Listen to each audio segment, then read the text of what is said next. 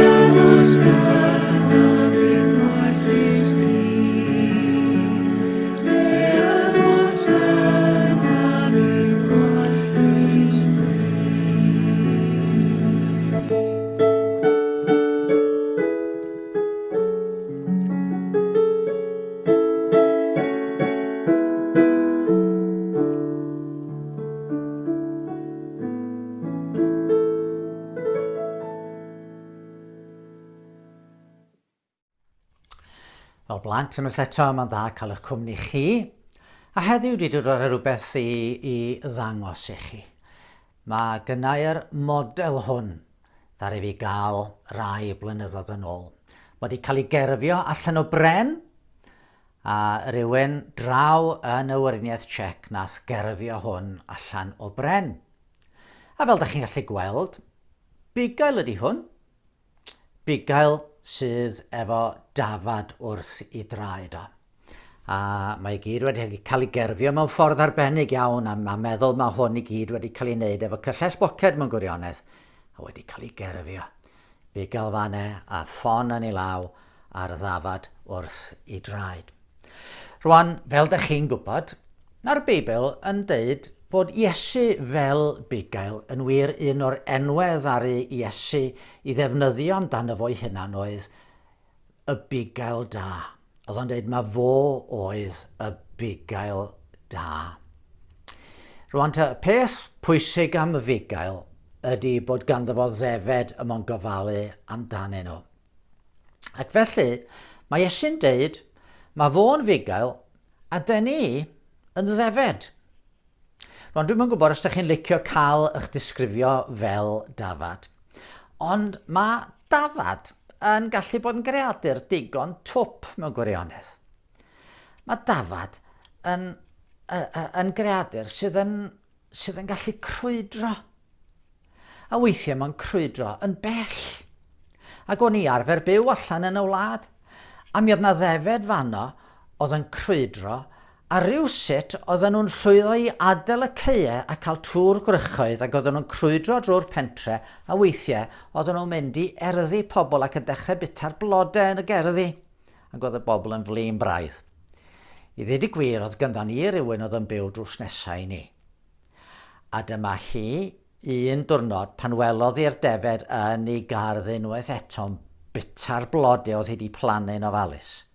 Dyma hi'n ffonio'r ffarmwr a deud wrth y ffarmwr, edrych os o ti'n mynd dod i nôl y ddafad rwan o'n ngarddi, o fewn hanner awr bydd y ddafad yn y deep freeze gyda i. Oedd hi yn deud wrth y ffarmwr, oedd hi'n bygwth y ffarmwr byddai'n cymryd y ddafad a'i lladdu a rhoi yn y freezer a'i bita hi. Rwan, dwi'n meddwl byddai wedi gwneud hynny, ond da ni'n gwybod mae job bugail ydy gofalu am y defed. A felly mae Iesu Grist eisiau gofalu amdano ni, achos da ni'n gallu bod yr un mor ddwl a'r defed.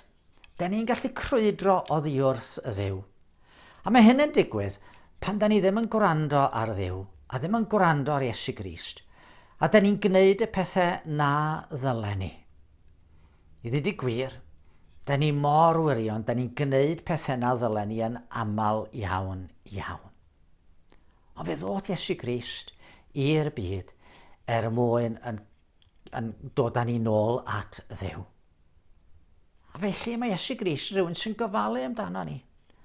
Mae a gofal mawr drosto ni. A ddaru ofalu gymaint drosto ni fel i fod wedi bod yn barod i fynd i farw ar y groes drosto ni.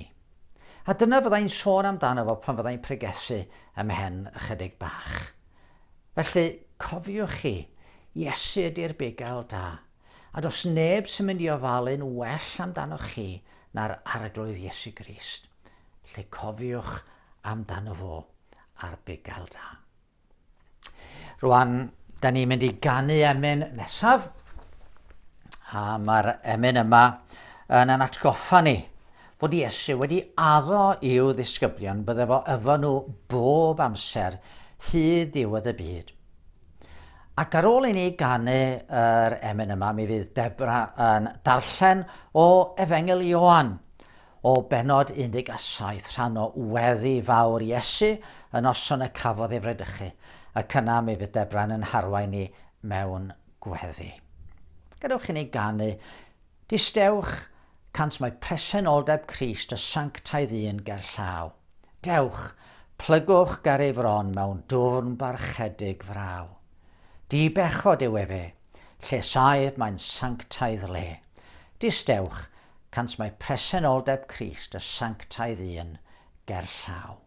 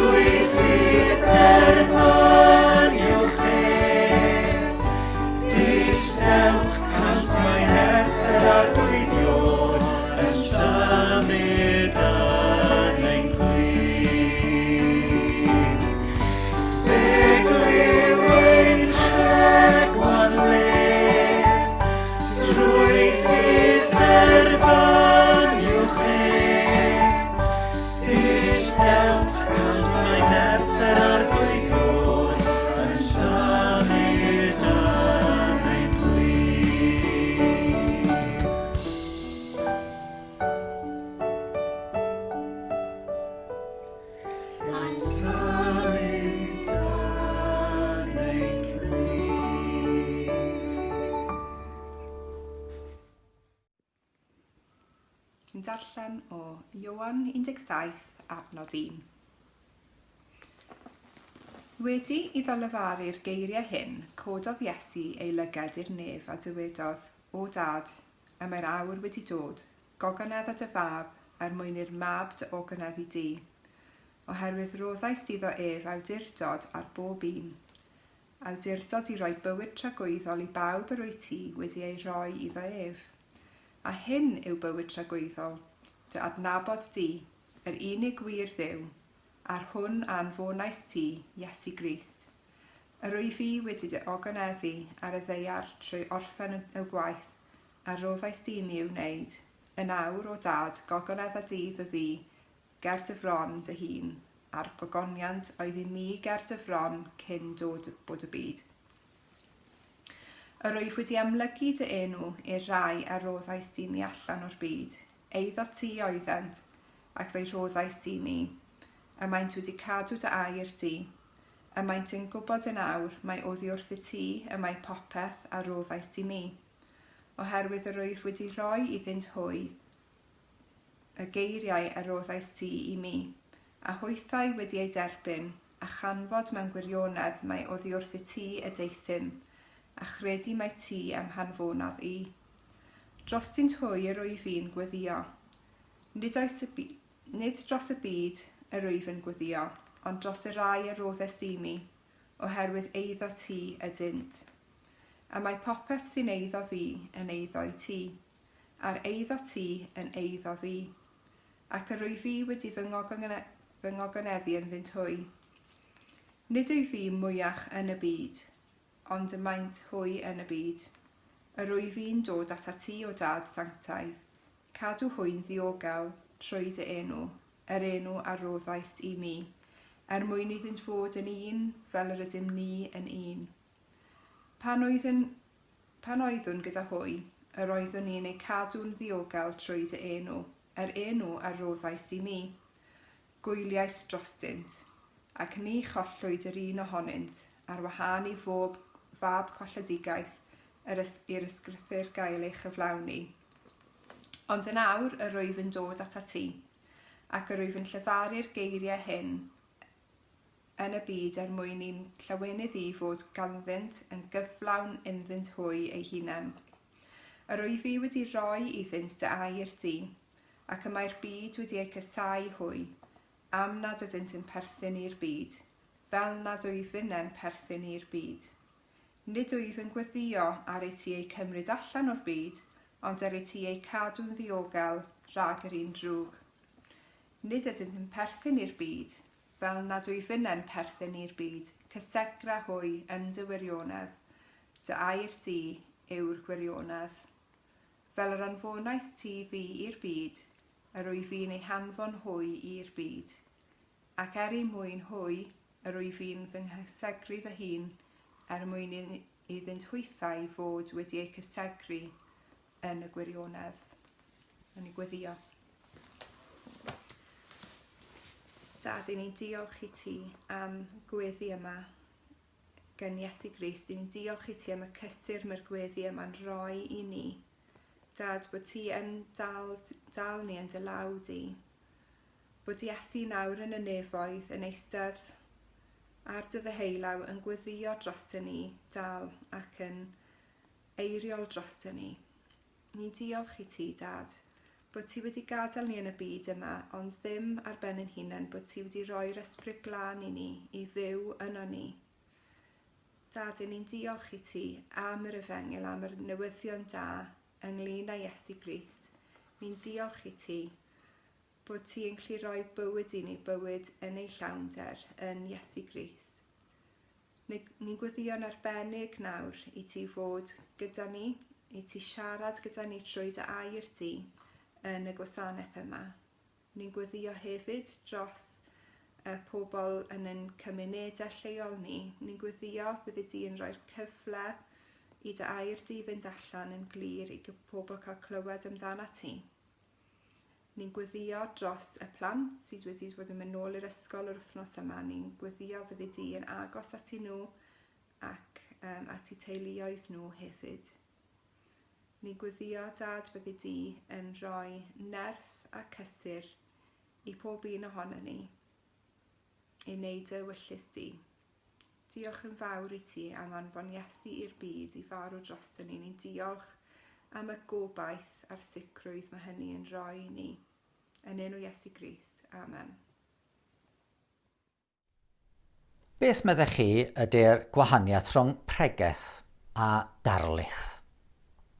Un gwahaniaeth mae'n siŵr ydy eich bod chi mewn darlith yn gobeithio cael gwybodaeth a dysgu rhywbeth newydd. Mewn pregeth, falle cewch chi wybodaeth, falle gnewch chi ddysgu, ond yr hyn da ni wir eisiau mewn pregeth ydy clywed y Duw byw yn siarad efo ni. Clywed Duw'n siarad efo'n calonnau ni rywsut. Felly, cyn i mi fynd ati i bregethu, gadewch i ni gan ei emyn sy'n gofyn am help yr ysbryd glân.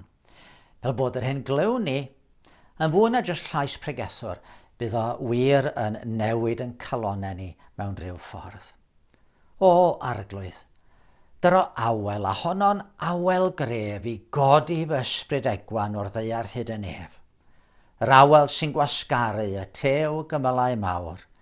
Mae fenaid am ei theimlo o'r nefoedd doed i lawr.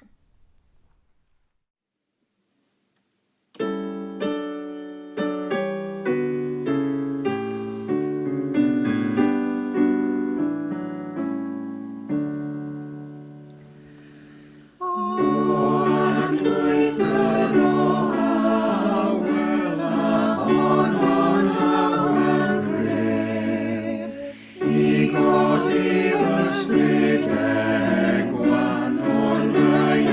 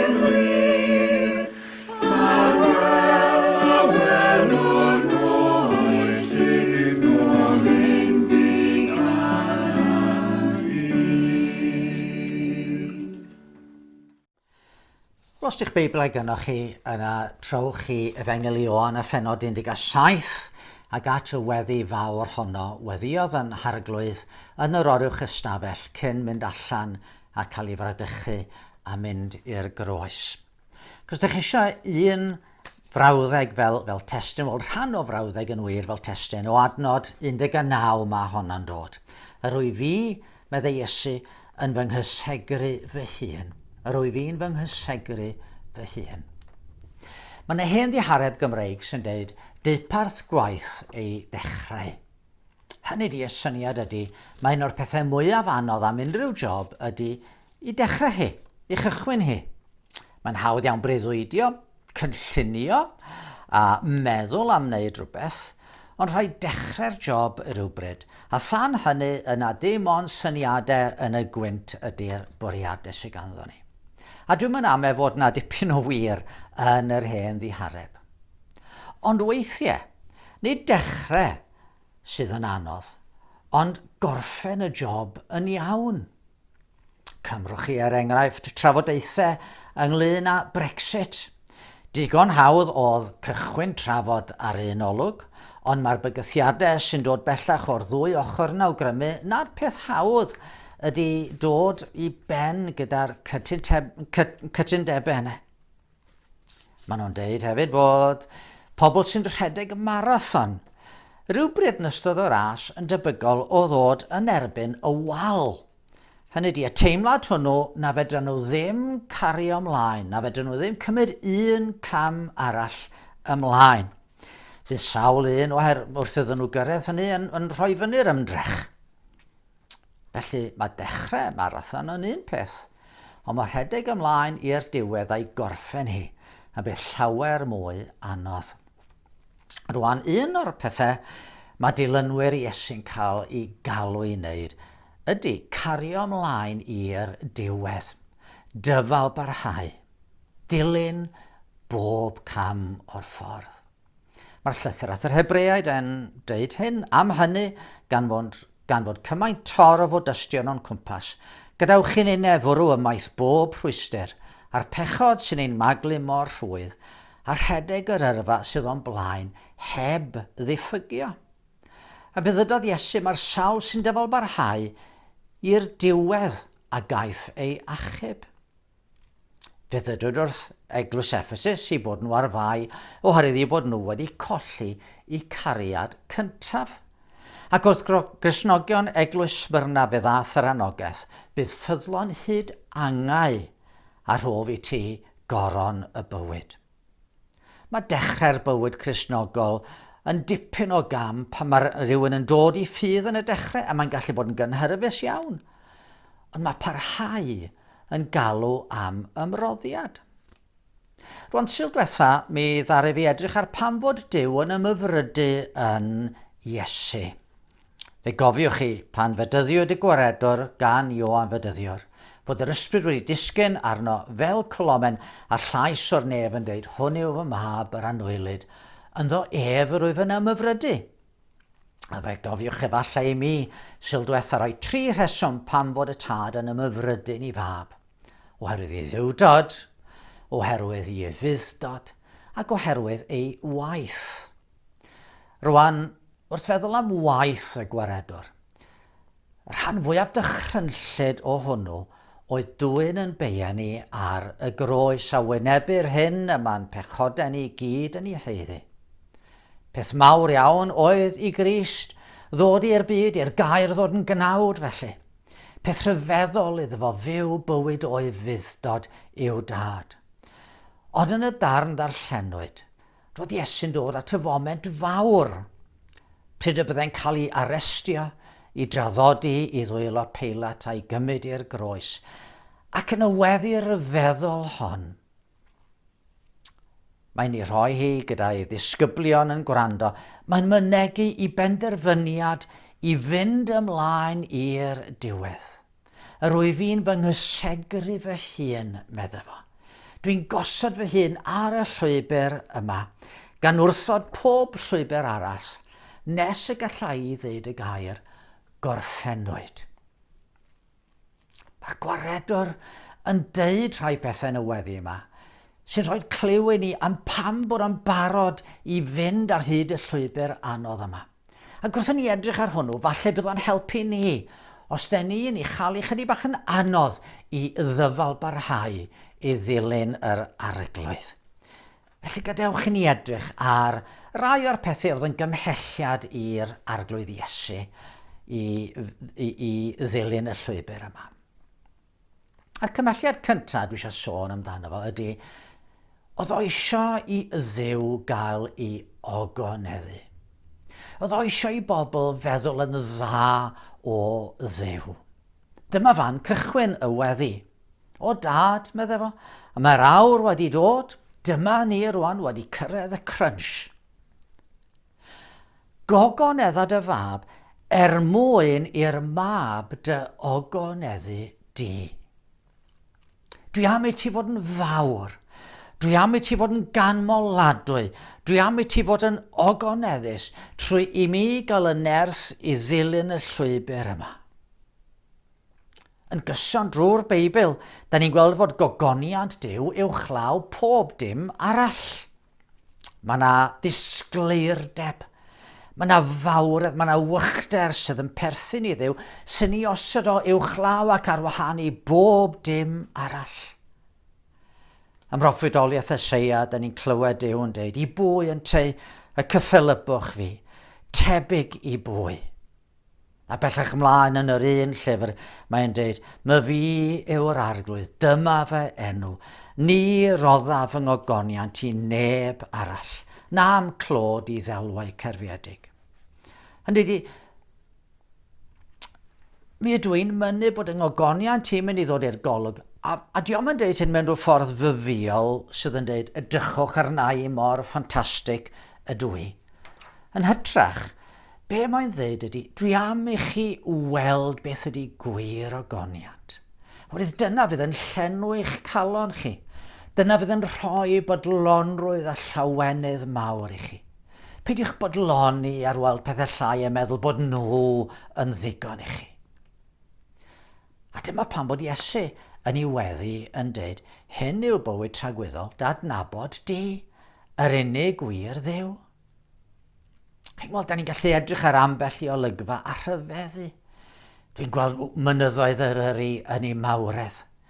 Dwi'n gallu edrych ar haul yn machlud dros orwel pell y môr. Dwi'n gallu rhyfeddu at weld babi newydd gael ei eni a bywyd newydd mewn corff bychan. Mae rhywun yn gallu gwrando ar symffoni a gwerthfawrogi a thrylyth y cyfansoddwr. Mae rhywun yn gallu edrych ar fyrdd o ser ar noson glir a meddwl, waw! Ond os dim byd yn fwy rhyfeddol na gweld Duw fel y gymau o. Ac felly pan ddoth y mab tragwyddol i feddiannu cnawd a dod fel dyn, roedd na un diben mawr yn ei fywyd. Dangos pa mor ogoneddus yw ei dad yn y nef. Pan roddodd o iachad i'r claf o'r parlus, be oedd ymateb y bobl? Pan welodd y tyrfaoedd hyn, daeth ofn arnynt a rhoesant ogoniant i Dduw. Mae'n hanes am Iesu a'r disgyblion yn dod ar draws dyn dall. Gwrth fynd ar ei daith gwelodd Iesu ddyn dall o enedigeth a gofynnodd ei ddisgyblion iddo, Rabi, pwy a bechodd a'i hwn yn te i rieni i ber iddo gael ei eni'n ddall. Ond nhw rywsut yn meddwl bod na rywun wedi bod ar fai bod y math yma o beth wedi digwydd iddo fo. Atebodd Iesu, ni fechodd hwn na'i rieni chwaith, ond fe amlygu'r gweithredoedd Duw ynddo ef.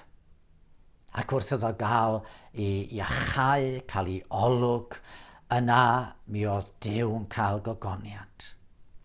Pan oedd y newydd am Lazarus yn mynd i farw, a'r arglwydd yn mynd i'w alw fo o'r bedd, fe ddywedodd, nid yw'r gweledd hwn i fod yn angau i Lazarus, ond yn ogoniant i Dduw.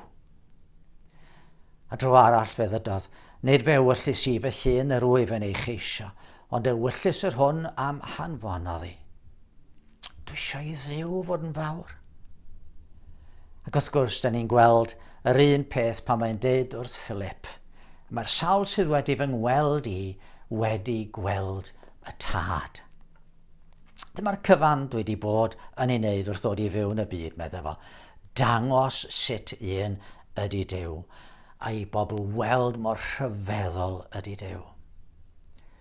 A chyda'r diben hwn yn ei galon, mae'n gofyn i Dduw, wneud i fy helpu fi rwan i gyflawn i'r gwaith gogoneddus, ond y gwaith ofnadwy sydd o'n blaen i. O Dad, gogoneddad y fab, trwy fy nerthu i ddilyn y llwybr fydd yn arwain at dalu am bris pechod y byd. Ac felly mi fyddai'n gallu dangos i'r byd mor fawr ydy dy gariad i, mor ogoneddus wyt ti. Fel yma dy ogoniant i weld, nid yn unig yn dy fawredd, yn dy allu, yn dy awdurdod, ond hefyd yn dy ras ac yn dy gariad. Yn rhoi dy unig anedig fab i'r byd, yn oen Duw, i dynnu ymaith bechod y byd. Fel hyn o ddwlians Pantycelyn yn ei gosod hi, ar Galfari rhwng daer a'r nef, llywyrchodd ei ogoniant ef. Un hael ymguddiodd y prynhawn, a llall a wnaed yn eglur iawn. Pa ddawn sydd yn y diwrnod mawr, nad yw'n ysgrifen yma i lawr. Beth allai ddangos pwy wyt ti yn well nag angau Calfari. Felly am fod gogoniant Duw yn rhywbeth roedd Iesu a gofal drosto fo, oedd hwnna yn ei alluogi fo i ddyfal barhau ar hyd y llwybr yma. Yr ail beth amlwg yn y weddi yma, oedd yn symbyliad i'r arglwydd ddilyn y llwybr, oedd i fod o yn caru i ddisgyblion. Oedd o am i ddisgyblion gael eu cadw. Dyma ochr arall y geiniog ynde. Nid jyst bod eisiau i Dduw fod yn fawr, ond bod eisiau i'r disgyblion hefyd gael rhannu rywsut yn y gogoniant hwn. Ei mwyn hwy, meddai fo yn adnod 19, ei mwyn hwyr o'i fi'n fy nghysegru fy hun, mwyn iddyn twythau fod wedi cysegru yn y gwirionedd. Os oedd gan Iesu faich dros i dad Nefel, a hwnnw'n cael y gogoniant oedd o'n ei heiddi. Roedd hefyd efo cariad angerddol tuag at ei ddisgyblion, a phawb oedd yn dod ato. Dyma'r rheswm y gadawodd y nefoedd i ddod i'n byd. Mae yna emyn, chi'n gwybod, sydd yn dweud, ni chollwyd gwaed y groes erioed am ddim i'r llawr. Na dioddef angael oes heb ryw ddibenion mawr, a dyma oedd ei amcanef, fy nwyn o'r byd, i deyrnas nef. Mae Duw isio achub, ac felly mae Iesu isio achub rhai fel chi a fi. Doedd yr arglwydd ddim wedi dod lawr i'r byd mwyn gweld sut mae hi lawr yn y ddaear. Doedd o ddim wedi gwisgo cnawd dyn, jyst mwyn cael y profiad, fel da ni weithiau'n gwneud pethau mwyn cael y profiad. Da ni yn trio pethau gwahanol weithiau mwyn profi, wel, sut beth ydy hi i wneud hyn? Ond oedd Iesu'n gwneud mwy, oedd wedi dod i gyflawn i'r gwaith o fod yn waredwr. Oherwydd mae yna ddwy ffordd i'r tad gael gogoniant trwyddo ni yn does. Un ffordd ydy fod Duw yn datgan i wrthwynebiad clir a sanctaidd yn erbyn yn drygioni ni.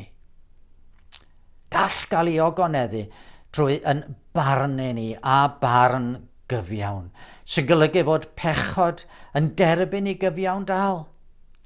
Da ni'n gwybod fod pechod yn dwyn i ganlyniadau yn y byd yma, ond mae e hefyd yn dwyn canlyniadau yn ein perthynas ni a Duw. Os dydwn ni drwy yn ymddygiad a trwy'n hoes yn bod ni yn well ganddo ni i ddilyn yn ffordd yn hunain yn edrych na ffordd Duw.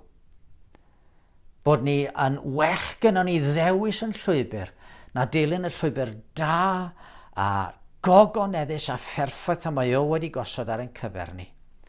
Yna fe ddaw'r dydd pan fydd Duw yn dweud, reit, mi gewch chi eich dymuniad.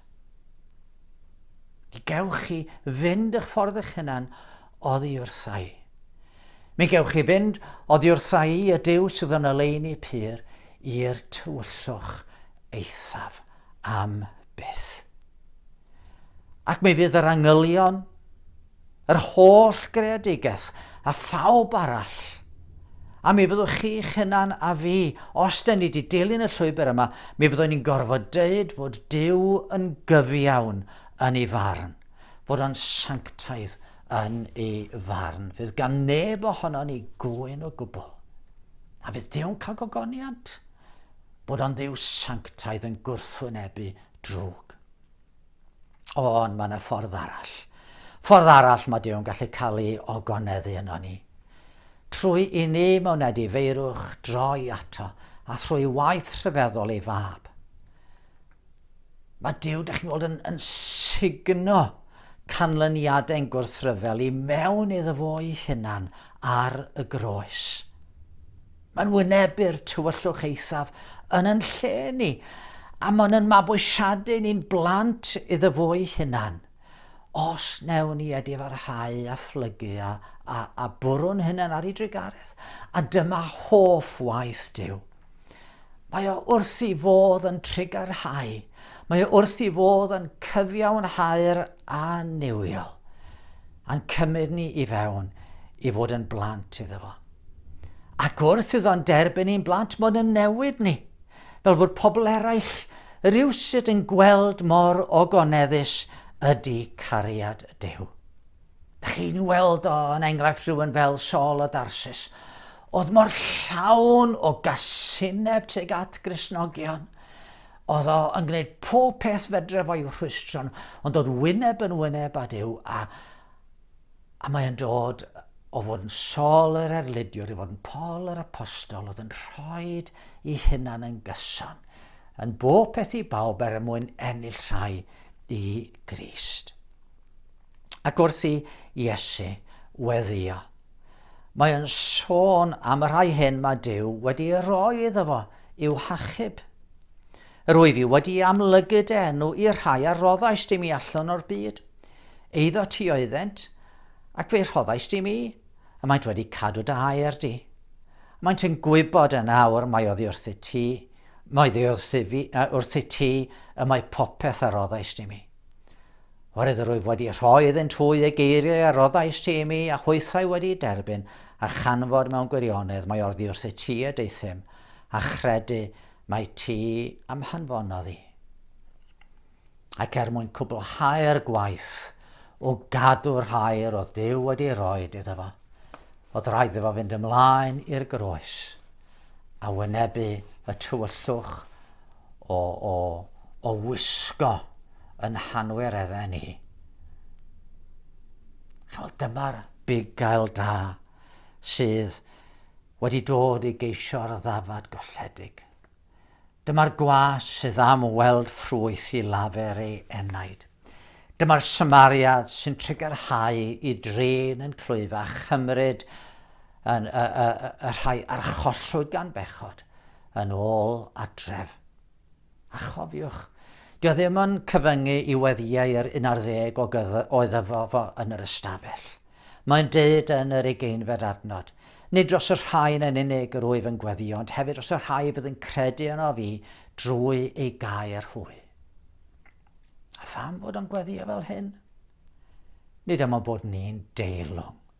Nid yma bod ni werth yn cadw ynddo ni'n hunain. Mae'n gwneud hyn am fod cariad yn ei galon. Mae cariad yn rhan o pwy ydi o. Duw, cariad Duw. A mae Iesu felly yn caru. A dyna'r cymhelliad mawr, mae'n caru rhai fel chi a fi. Ac am hynny, fe ddyfo barhaodd ac fe ath ymlaen i'r groes. Na chi'r ddau gymhelliad mawr yma. Gogoniant y tad a chariad at rai sydd angen tosteri. Dyna oedd ynghalon y gwaredwr wrth iddo fo wynebu Calfaria. Rwan, gadewch i ni gymhwyso hwn i ni yn hunain. Yn gyntaf, mae'n rhaid i mi ofyn. Ydyn ni wedi caniatáu i Grist gael ei ogoneddu ynddo ni trwy ni gyfaddef yn tlodi a derbyn ei drigaredd. Mae gariad o mor fawr. Mae drigaredd o mor hael. Mae'n dymuno'n tynnu ni o'n tywyllwch i'w oleuni rhyfeddol o. O'n triennu i'w ogoniant. Mae am rannu ogoniant efo ni. Mae o am yn tynnu ni o'n hunigrwydd i'w gwmni fo i hunan. O dad, am yr rhai rwy ti wedi rhoi mi fy nymuniad yw, iddynt hwy fod gyda mi, lle rwy fi, mwyn iddynt weld fy ngogoniant, y gogoniant a roddais dim i oherwydd i ti fy ngharu cyn seilio'r byd. Mae'r gwahoddiad bore mae unrhyw un sydd heb eto brofi trigaredd a gras Iesu i ddod, i fwrw eich hunain ar ei drigaredd o y rwan. A mae Iesu wedi addo, pwy bynnag sy'n dod ata i, na i ddim i wrthod o. Na i ddim i wrthod o byth. Ond wedyn, os dyn ni wedi derbyn i drigaredd, gadewch i ni feddwl am gymhellion Iesu. A rywsut ceisio eu cymryd nhw fel cymhellion i ni yn y bywyd Cristnogol. Oherwydd waeth i ni gyfaddau, mae'n anodd weithiau yn dydy. Mae'n anodd caru rhai sydd ddim yn haeddu'n cariad ni. Mae'n anodd dilyn yr arglwydd Iesu Grist ar adegau. Ond gadewch i ni fod â gofal yn gyntaf dros ogoniant Duw. Yn yr hyn da ni yn ei wneud, gadewch i ni geisio behafio mewn ffordd sydd yn golygu fod pobl yn meddwl yn dda o Dduw. Mi'n hath yr arglwydd yn y bregaeth ar y mynydd yn do, bod i'ch goleuni chwithau lywyrchu gerbron eraill, mwyn iddynt weld eich gweithredoedd da chi, a gogoneddu eich tad, yr hwn sydd yn y nefoedd. Gadewch i ni weithredu mewn cariad, nid i ddangos yn hunain, ond gadewch i ni garu, gadewch i ni weithredu daioni, gadewch i ni adlewyrchu Duw. Oherwydd rhaid iddo ef gynyddu ac ein enau leihau. Gadewch i ni ddeud wrth Duw, deud wrth bobl, mor rhagorol ydy Duw, mor fendigedig ydy o, mor ogoneddus ydy o. Ond mae'r cymhelliad hefyd, y cymhelliad arall hefyd yn dydy. Ie, mae gogoniant Duw'n rhywbeth ddylen ni fod yn byw ar ei fwyn o. Diben pennaf Duw, meddai Cyffes Westminster, yw gogoneddu Duw a'i fwynhau'n dragywydd. Lle mae'r cymhelliad yna. O, mae'r llall hefyd yn dydy. Gadewch i ni hefyd fod â chariad tuag at yn cyddyn. Nid achos bod nhw'n haeddu. Weithiau dyn nhw ddim yn haeddu. Weithiau ddweud y gwir maen nhw'n haeddu'n casineb ni. Ond na, gadwch i ni gael yn llenwi a chariad Crist, fel yn bod ni'n gallu caru eraill. Gadewch i ni caru nhw am fod cariad Crist i hunan wedi llenwi'n calonau ni. Gadewch i ni ennill rhai at Grist, oherwydd gwrthrychau trienni ydy pobl o'n cwmpas ni. Ar hyn o bryd, maen nhw heb obaith ac heb Dduw yn y byd. Maen nhw wynebu y diwedd ofnadwy hynny, lle mae Duw yn cael ei ogoneddu trwy farnu i hanewioldeb. Ond os gallwn ni, trwy i caru nhw, ddangos iddyn nhw mor hyfryd ydy Duw, mor ogoneddus ydy cariad o. Yna gallen nhw brofi ras a'i drigaredd. A gallen nhw hefyd wybod rhywbeth am y gogoniant yr un oedd wedi caru rhai oedd yn eiddo yn y byd, a'i caru hyd yr eithaf, meddai Ioan. Bod i eraill trwm ni adnabod cariad Duw. Fe gysegrodd Iesu i hunan yn do. Rwyf yn fy ngysegru fy hun. Gadwch chi'n unau gysegru'n hunain yn yr un modd, gogoniant i Dduw, ac trigaredd a chariad at bobl eraill. Gadwch i ni ganu ebyn wrth i ni gloi yn hoedfa. Nad fod gennyf ond dogoniant pur sancteiddiol yma thraw, yn union nod o flaen fy amrant, pa beth bynnag wneil fy llaw, treulio mywyd, fy unig fywyd dy glod.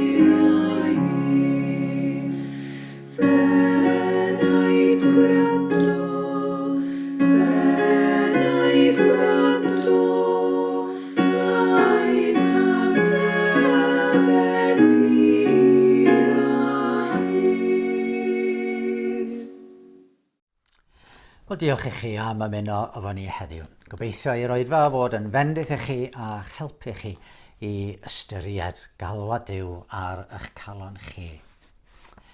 Cofiwch, mae yna fyfyrdodau hefyd yn sianel YouTube a gwasanaethau eraill ar gael ar wasanaethau YouTube. Dim ond edrych am capel y ffynon sy'n rhaid i chi wneud ar y we. A cofiwch gysylltu efo ni os ydych chi eisiau. Fyddwn ni wrth yn bodd yn clywed ganddoch chi. Rwan, gadwch i ni roi'n hynny'n ngofal yn harglwydd wrth orffen yn hoedfa. Bod i'r ysbryd gynhaliodd yn gwaredwr ar hyd i lwybr drwy'r byd i Galfaria, yn cadw yn cynnal ni, fel yn bod ninnau yn byw yng ngoleuni'r gogoniant sydd yn perthyn i'n Duw, yn bod wedi'n llenwi â chariad Crist ei hun, y cariad barodd iddo roi ei einioes dros y defaid. Amen.